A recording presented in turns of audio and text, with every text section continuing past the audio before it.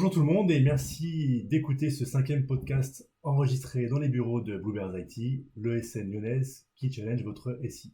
On reste dans la thématique de la sécurité puisque, pour rappel, notre dernier podcast avait été réalisé avec l'éditeur Barracuda et ses solutions de protection et d'archivage des environnements Microsoft 365. Et aujourd'hui, on est quand même avec le premier fabricant mondial de firewall, à savoir Fortinet.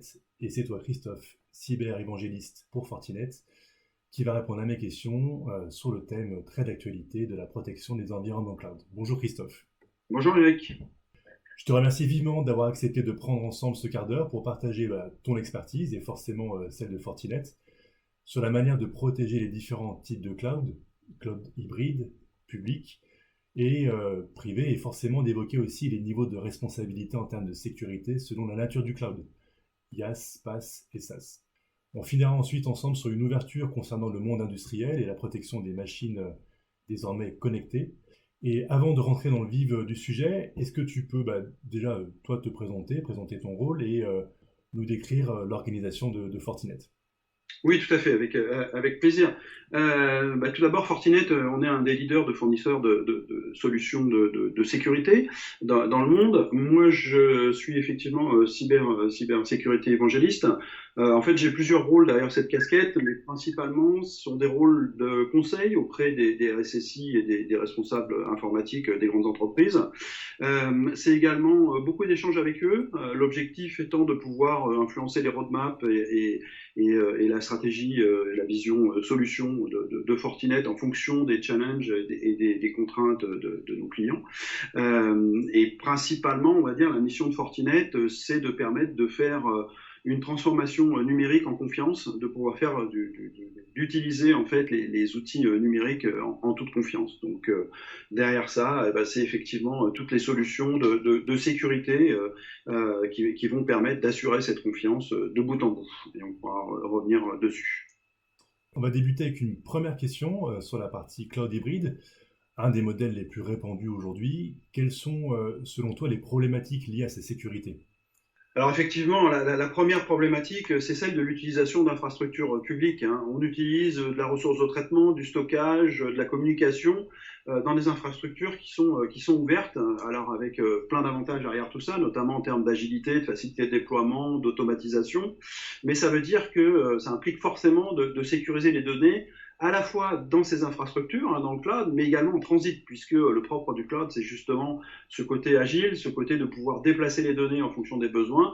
Et effectivement, il va falloir sécuriser ces données de bout en bout. L'avantage, je dirais, l'intérêt pour lequel les gens se tournent vers le cloud, c'est effectivement cet apport d'agilité et cette agilité qui est apportée aux ressources de traitement, elle doit être également suivie dans un déploiement automatisé de la sécurité. On voit mal comment on pourrait déployer de manière automatique des ressources de traitement et ensuite faire du reverse engineering ou se poser la question de savoir comment on va sécuriser ces infrastructures. Donc effectivement, c'est probablement, au même titre que certaines autres technologies, l'adoption du cloud, c'est quelque chose qui de plus en plus intègre les technologies de communication avec la sécurité. Nous, ça fait longtemps qu'on en parle, hein, cette convergence finalement réseau et sécurité. Eh bien, le cloud, à travers des fonctions auxquelles on ne parlera pas aujourd'hui, comme le SD-WAN, mais également l'adoption du cloud en lui-même et le besoin de déployer de manière automatique la sécurité en même temps qu'on déploie la ressource de traitement, effectivement participe à cette convergence. Et ce qui est important, c'est effectivement, au fur et à mesure que je vais déployer mes ressources, parfois automatiquement, hein, on parle beaucoup de scale-out par exemple, où finalement ces infrastructures dans des infrastructures publiques vont se déployer et grossir d'elles-mêmes en fonction des besoins. La sécurité, elle doit suivre et appliquer une politique générale qui a été définie en amont de manière automatique. C'est-à-dire que je vais définir qui doit dialoguer avec quoi, finalement les différentes zones ou les différents domaines et appliquer des sécurités entre ces domaines. Et ça doit se faire de manière complètement automatique, au même titre que je déploie des ressources de calcul et de retraitement de manière automatique ou du stockage en fonction de mes besoins. Donc ça, c'est quelque chose qui est extrêmement important, c'est cette capacité d'apporter finalement l'agilité à la sécurité en même temps qu'on a cette agilité des infrastructures, et c'est vraiment très important de pouvoir avoir le parallèle entre les deux parce que sinon on a loupé quelque chose. Hein. Je le disais, hein, cette notion de l'adoption du cloud se fait souvent pour des raisons d'agilité, de flexibilité, de déploiement à la demande. Eh bien, la sécurité doit suivre parce que sinon on s'expose à de graves problèmes.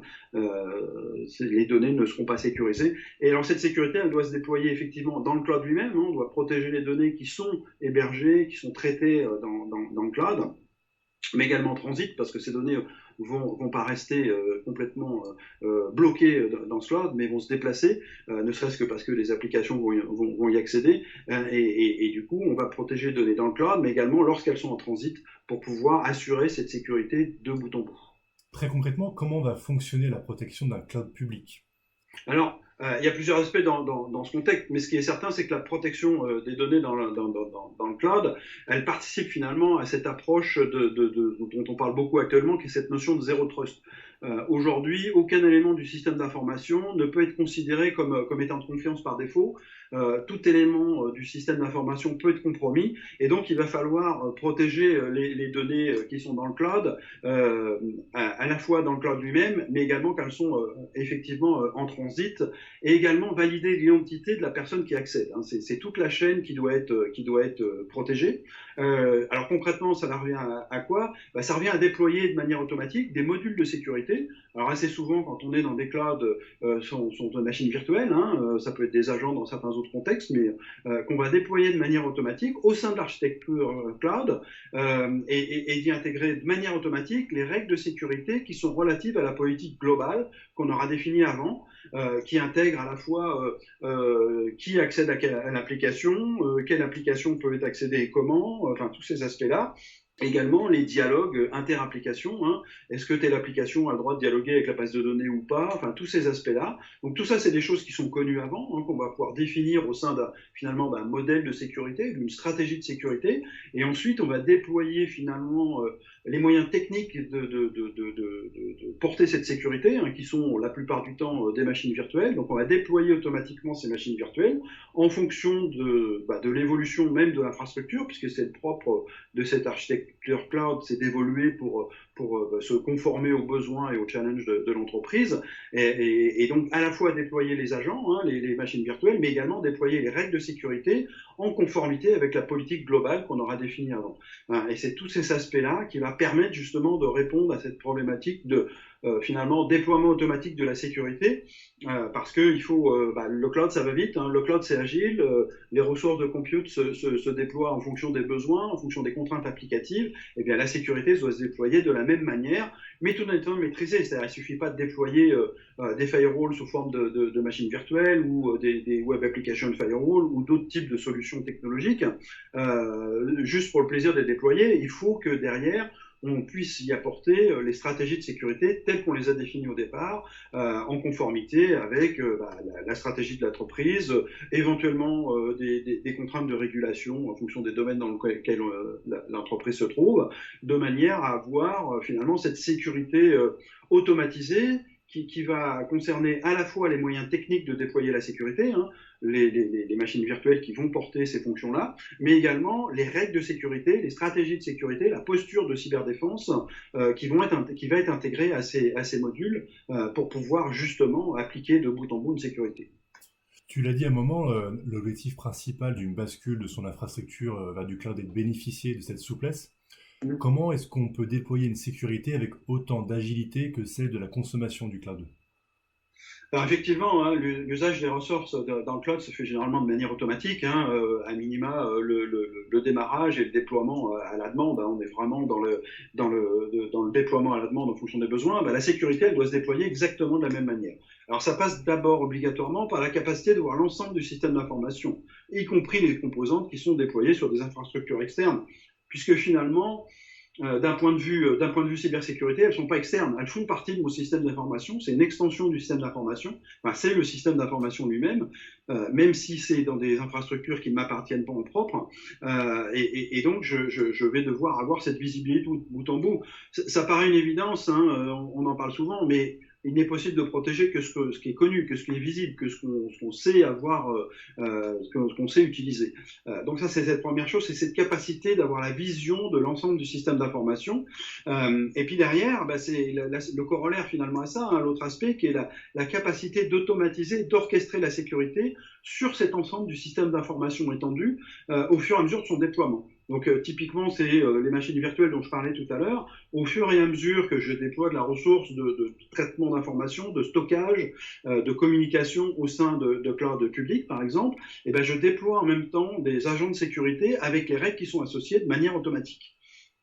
Donc ça n'est réalisable que si on a une approche de type plateforme, hein, donc une approche intégrée de la sécurité qui va permettre d'avoir cette capacité de visibilité et d'action, hein, donc d'agilité de la cybersécurité, au même titre que celle des infrastructures. Finalement, aujourd'hui, on est dans un monde où le réseau, la communication et la sécurité convergent, et donc il faut qu'au même titre qu'on déploie des infrastructures à la demande, aux besoins, en fonction des contraintes applicatives et utilisateurs, et ben la sécurité doit se déployer exactement de la même manière, à travers finalement cette plateforme qu'on peut voir comme un framework, et qui va avoir un double rôle, et est une sorte de framework dans lequel on vient plugger des fonctions de sécurité, mais également une plateforme qui va permettre de déployer cette sécurité de manière automatique en fonction justement de l'infrastructure. Plus mon infrastructure grossit, plus je démarre des instances dans des clouds publics, par exemple, bah plus je vais rajouter de la sécurité, je vais également démarrer des instances de sécurité et appliquer les règles par rapport au cahier des charges, à cette définition de la politique de sécurité qui a été faite avant. Alors, cette approche, elle introduit finalement une couche d'abstraction qui permet de se concentrer sur la posture de sécurité et non plus uniquement sur les aspects techniques, puisque les aspects techniques, ils vont être déployés de manière automatique à travers cette plateforme qui va pousser les règles de sécurité et démarrer les instances au fur et à mesure des besoins. Donc c'est ça qui est intéressant, hein, finalement, ça permet aux gens qui font de la sécurité de se concentrer sur la posture de cyberdéfense, sur le besoin de sécurité, et de laisser finalement la plateforme prendre en charge les aspects purement techniques du déploiement. Alors, tu évoquais justement ces niveaux de service que l'on connaît bien. Dans le cloud, il y a le modèle IaaS pour l'infrastructure, le modèle PaaS pour la plateforme, puis le dernier, le modèle SaaS qu'on utilise, nous, utilisateurs finaux. Quelles sont les limites de responsabilité selon ce niveau de service? Alors effectivement, c'est une problématique qui n'est pas toujours perçue par tous les clients. Finalement, acheter de la capacité de traitement, hein, dans le cloud, c'est acheter du service. Et effectivement, il y a un partage de responsabilité entre le fournisseur du service et le client. Et ce partage n'est pas le même, c'est-à-dire que le curseur ne va pas être au même endroit en fonction du mode selon lequel on consomme le cloud. On peut acheter de l'infrastructure, hein, donc finalement, dans ce cas-là, le fournisseur de service sera grosso modo responsable de l'OS, et ça va s'arrêter à peu près là. On va acheter de la plateforme, et dans ce cas-là, probablement que en fonction des cas, que le fournisseur de service ira jusqu'au middleware, et puis la partie SaaS, hein, qui est une partie extrêmement répandue aujourd'hui, où effectivement on achète du logiciel, et dans ce cas-là, finalement, il ne reste plus que les données qui sont à la charge du client, tout le reste de l'infrastructure étant, en tout cas de sa sécurité, étant prise en charge par le fournisseur de service. Alors on est effectivement dans un monde d'hybridation, hein, on utilise un peu les différents modes en fonction des besoins, en fonction des offres commerciales également, et donc il faut bien savoir où se trouve le curseur pour éviter d'avoir des trous dans la sécurité, parce qu'effectivement on ne va pas sécuriser de la même manière un logiciel en mode SaaS qu'une infrastructure chez Azure ou AWS ou un autre fournisseur, peu importe le fournisseur de service, le principe reste le même, et en fonction des cas, je vais aller plus ou moins loin dans ma sécurité. Dans tous les cas, le fournisseur de services cloud n'assurera jamais 100% de la sécurité, et ça c'est important de s'en rendre compte. Donc il y a vraiment une limite de responsabilité entre les deux, et elle n'est pas la même en fonction du mode de consommation, mais dans tous les cas elle existe.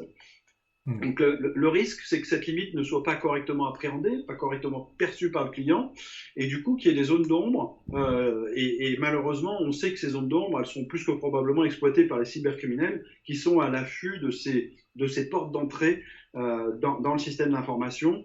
Et c'est quelque chose qui est qui est extrêmement important. Donc effectivement, il y a toujours une partie de sécurité, de cybersécurité à assurer quand on consomme des services en mode cloud. Cette partie est plus ou moins large en fonction de la méthode de consommation qu'on aura choisie, mais dans tous les cas, elle existe et donc il est important de faire le distinguo entre les différentes offres de manière à placer le curseur là où il faut et donc à assurer la sécurité qui incombe aux clients en fonction des modèles de consommation.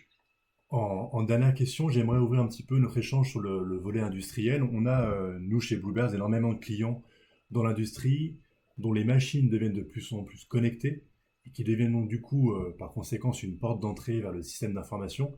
Comment les sécuriser, ces machines?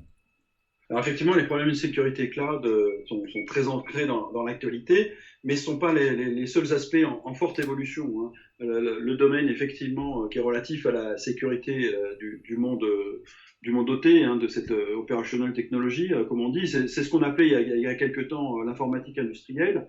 C'est quelque chose qui est très présent aujourd'hui, d'autant plus que c'est un monde qui avait jusque-là qui était très indépendant en fait, hein, peu ou pas interconnecté, qui utilisait des protocoles très propriétaires sur des interfaces propriétaires, et où finalement, effectivement, le risque était très faible de pouvoir être attaqué ou compromis.